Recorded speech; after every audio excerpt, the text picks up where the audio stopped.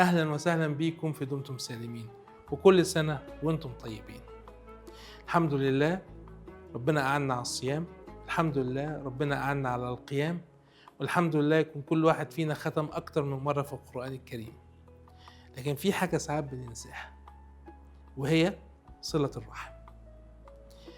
يا جماعة مش عايزين العيد يخش علينا وحد فينا مقاطع حد من أصحاب الحقوق في صلة الرحم.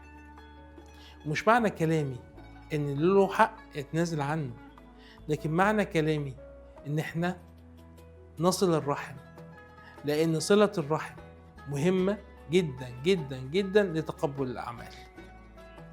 حاول اللي بينك وبينهم خصومة تحلها، واللي ما انتش قادر تحلها على الأقل تصل الرحم. واسألوا مشايخنا إزاي تصل الرحم مع اللي قطعك. وكفاية حديث النبي عليه الصلاة والسلام: ليس الواصل بالمكافئ ولكن الواصل من إذا قطعت رحمه وصلها.